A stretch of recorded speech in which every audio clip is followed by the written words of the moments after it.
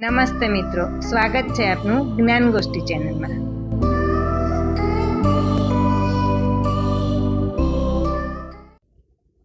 નમસ્તે વાચક મિત્રો, સૌપ્રથમ તો વિશ્વ પુસ્તક દિવસ નિમિત્તે આજે આપને ખૂબ ખૂબ શુભકામનાઓ। ખૂબ વાંચો, ખૂબ વિચારો અને ખૂબ વિકસો તેવી શુભકામના સાથે વાંચન કેવી રીતે કરવું એની થોડી ટિપ્સ લઈ આવી છું। આપણી ચેનલમાં નિયમિત ચાહકોમાં એક 17 વર્ષની બાળકીએ એને વાંચન ચાલુ કરવું છે, પરંતુ ક્યાંથી ચાલુ કરવું, કેવી રીતે ચાલુ કરવું તે ખબર નથી પડતી। તેના માટે એક ઓડિયોની માંગણી કરી હતી, તો એમની માંગણી મુજબ જ વેકેશનને ધ્યાનમાં રાખી આપની સમક્ષ થોડી ટિપ્સ લઈ આવી છું। વાંચવાનો પણ આનંદ હોય છે અને વાંચન કોઈ પણ ઉંમરના વ્યક્તિને સમયે સમયે ફ્રેશ કરી શકે છે એ વાત આજની નવી પેઢી માટે કલ્પના બહારની છે।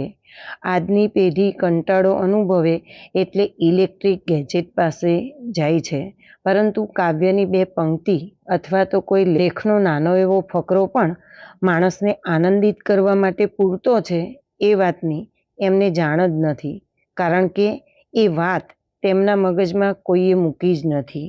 આજની પેઢી માટે વાંચન એટલે માત્ર ભણવા પૂરતું અને જરૂરિયાત પૂરતું પુસ્તકિયું વાંચન।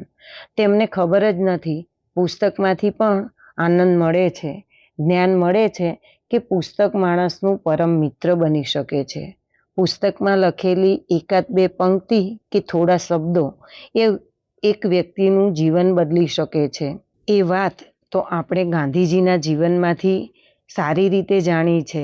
અનટુ ધી લાસ્ટ એમને પ્રથમ વખત વાંચેલું અને ત્યાંથી એમને અહિંસાના વિચારો અને અસહકારની ભાવના મેળવેલી।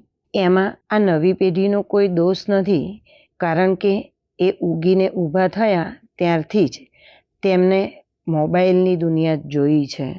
તો ચાલો આજે નવી પેઢીના કુમળા મગજમાં એક નાનું બીજ રોપવાની કોશિશ કરીએ, જેમાંથી ભવિષ્યમાં એક છોડ અંકુરિત થઈ મોટું વૃક્ષ બને અને તેનો છાંયડો સમાજને મળે। રસપ્રદ ઇતર વાંચનની વાત જ્યારે કોઈ ટીચર સામે કે પેરેન્ટ સામે મૂકવામાં આવે છે, ત્યારે મોટો પ્રશ્ન એ હોય છે કે બાળકો પાસે ઇતર વાંચનનો સમય જ ક્યાં બચે છે। અત્યાર સુધી ઘણી બધી સ્કૂલોમાં પ્રોગ્રામ માટે મુલાકાત કરી છે, ત્યારે મોટો પ્રશ્ન આ જ રહ્યો છે। અહીં વાંચનના થોડા મુદ્દા તારવેલા છે। વાંચન માટેનો સમય ક્યાંથી કાઢવો, રસનો વિષય કેવી રીતે નક્કી કરવો, શું વાંચવું, કેવા પુસ્તકો વાંચવા, પુસ્તકો કેવી રીતે પસંદ કરવા, વાંચનનો પણ આનંદ લઈ શકાય છે, વાંચન પછીનો વિચાર, આટલા 7 મુદ્દા ઉપર વાત કરવાની છે। વાંચન માટેનો સમય ક્યાંથી કાઢવો એના વિશે જો વાત કરું તો સમયનો અભાવ એ આજની દરેક વ્યક્તિનો મોટો પ્રશ્ન રહ્યો છે। દરેકને જીવનમાં 24 કલાક મળે છે, જો આપણે સમય નહીં વાપરીએ તો સમય આપણને વાપરી જશે। માટે સામાન્ય દિનચર્યામાંથી આપણા સવારના 1 કલાકમાંથી અડધો કલાક કે 15 મિનિટનો સમય કાઢી શકાય। એ જ રીતે સ્કૂલમાંથી આવ્યા પછી સાંજે પણ રમવાના સમયમાંથી 5-10 મિનિટનો સમય વાંચવા માટે ચોરી શકાય। રાત્રે સૂવાના સમયે પણ નિયમિત 5-7 મિનિટનું વાંચન કર્યા પછી સૂવું એવો નિયમ રાખી શકાય। ધારો કે ઘરમાં કોઈ વડીલો ન્યૂઝપેપર વાંચવાનું નિયમિત રાખતા હોય તો બાળકો પણ આપોઆપ જ આપણી સાથે વાંચવા ટેવાય છે। સ્કૂલમાં આવ્યા પછી પણ બાળકોની અવરજવરની જગ્યાએ સમાચાર પેપર કે સામાયિકો પોડિયમમાં લાવવામાં આવે તો બાળક સામાયિકો કે ન્યૂઝપેપરનું વાંચન કરી શકે છે। હવે રસનો વિષય કેવી રીતે પસંદ કરવો, બાળકોને જ્યારે પૂછવામાં આવે છે કે આપના રસનો વિષય શું છે, ત્યારે મોટો પ્રશ્ન થાય છે કે તેમને ખબર જ નથી કે પોતાના રસનો વિષય શું છે। કેવી રીતે રસનો વિષય પસંદ કરવાનો એની વાત કરું। દરેક બાળક 5 કે 7 મિનિટ માટે મોબાઈલમાં જુદા જુદા વિષયો પણ ચર્ચા કરે, એમાંથી રોજ અનાયાસે ખુલતો વિષય તેની પસંદગીનો વિષય કહી શકાય। કારણ કે જે વાતમાં રસ પડે છે એ આપોઆપ જ યાદ રહી જાય છે, એ સૌથી પહેલાં ખુલે છે. વળી બાળક જે તે વિષયની વાત જાણવામાં મજા આવે તેના વિશે ફરીથી જાણવાનું મન થાય એનો મતલબ કે એ વિષય તેના મન ઉપર કંઈક આગવી છાપ છોડી જાય છે. ધારો કે બાળક પશુ પંખી, ઝાડ, ફળ, ફૂલ વિશે કે સ્થળ કે ઐતિહાસિક જગ્યા કે જોવાલાયક સ્થળ વિશે કે કોઈ ગમતા ઇલેક્ટ્રિક ગેજેટ વિશે સર્ચ કરે, એમાંથી કોઈ વિષય ઉપર તેની આંગળી રોજ આપોઆપ દબાઈ જાય, તે તેનો રસનો વિષય કહી શકાય.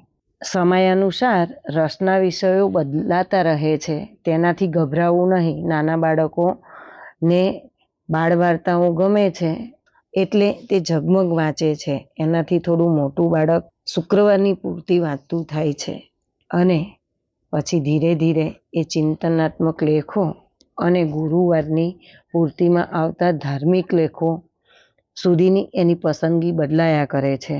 શું વાંચવું એ પ્રશ્નનો જો જવાબ આપું તો આપણે રોજ મોબાઈલમાં કંઈક કેટલાય મેસેજો વાંચીએ છીએ, પરંતુ શું તમને કોઈ મેસેજ યાદ રહ્યા ખરા? કારણ કે એ આપણે આદત મુજબ વાંચીએ છીએ એટલે આપણને યાદ નથી રહેતા.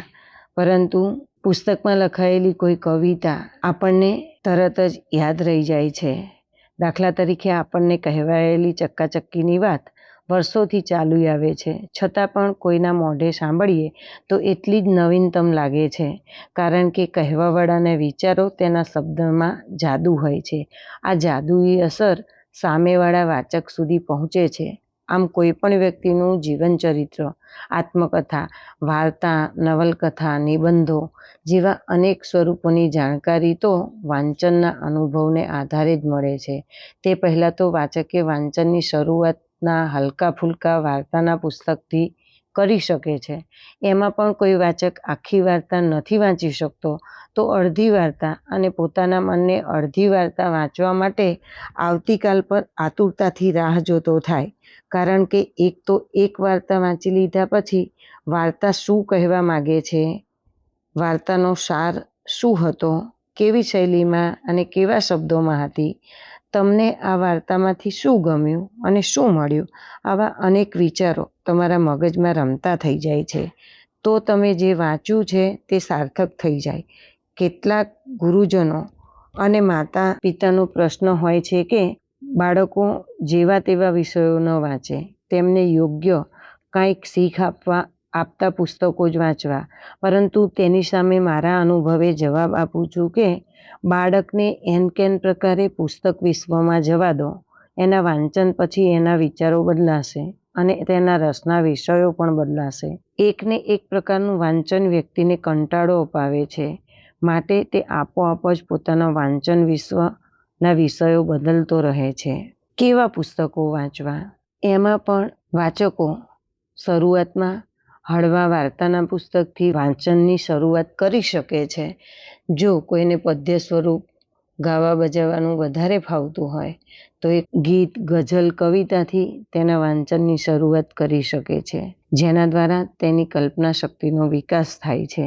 જેણે પોતાની સાહસ શક્તિને વિકસાવવી છે તેના માટે સાહસિક કથાઓની સાથે સાથે આત્મકથાનું વાંચન વધારવું. કારણ કે કોઈ સામાન્ય વ્યક્તિની આત્મકથાઓ નથી વંચાતી. જેણે વિશેષ કાર્ય કર્યું હોય છે તેવા લોકોની જ જીવન સંઘર્ષની કથા આત્મકથામાં જોવા મળતી હોય છે અને એમાંથી વાચકને ઘણું બધું જાણવા મળે છે. જે લોકો પોતાની સંસ્કૃતિ, પરંપરા અને કોઈ રીતે રીત રિવાજોને જાણવા માગતા હોય તે ઇતિહાસ તરફ નજર કરવી રહી, તેમાંથી પરંપરાનું સર્જનનું કારણ મળી રહે છે. જે લોકો ગણિત વિજ્ઞાનમાં રસ ધરાવતા હોય તેવી વ્યક્તિએ વૈદિક ગણિતના વાંચનથી તેની શરૂઆત કરવી, જેના કારણે શોર્ટ્સમાં ઝડપથી ગણતરી કરતા શીખી શકાય છે. તો પુસ્તકો કેવી રીતે પસંદ કરવા? વ્યક્તિને પોતાના રસનો વિષય મળી જાય, કેવા પુસ્તકો વાંચવા છે એ પણ નક્કી થઈ ગયું, પછી મોટામાં મોટું કામ પુસ્તકાલયમાં પુસ્તકો પસંદ કરવાનું છે. જો વાચકને ખબર નથી કે પોતાને કયું પુસ્તક લેવાનું છે, આવા સંજોગોમાં વાચક કન્ફ્યુઝ થઈ 2-3 આંટા લગાવ્યા પછી થાકી જેવા તેવા પુસ્તકો પસંદ કરી અને જતો રહે છે. જો પુસ્તક પોતાની પસંદગીનું નહીં આવે તો વાંચવામાં કંટાળો આવશે. પરિણામે તે વાચક સુધી પહોંચી શકશે નહીં. માટે પુસ્તકાલયમાં ગયા પછી પોતે કેવા પ્રકારના પુસ્તકો પસંદ કરે છે તે નક્કી કરી પુસ્તકના અંતે લખાયેલી નોંધને વાંચવી. એના અનુસાર વાચકે આગળ વધવું. કોઈ પુસ્તક હાથમાં લેતા જ તેના પાછળના કવર પેજ પરના લખાણને અવશ્ય વાંચવું, જેથી કરીને પુસ્તક શું કહેવા માગે છે, કયા વિષય ઉપર છે, કોનું છે, શા માટે લખાયું છે, તેનો થોડો ઘણો અંદાજ આવી જશે. આ કળાનો વિકાસ કરવાથી યોગ્ય વ્યક્તિને યોગ્ય પુસ્તક મળી રહેશે. તો આમ અહીં આપની સમક્ષ પુસ્તક વાંચન માટેની થોડી ટિપ્સ લઈ આવી છું. આશા છે કે દરેક વાચકને એ ગમશે. તો ચાલો ફરી મળીશું કોઈ નવા પુસ્તક સાથે.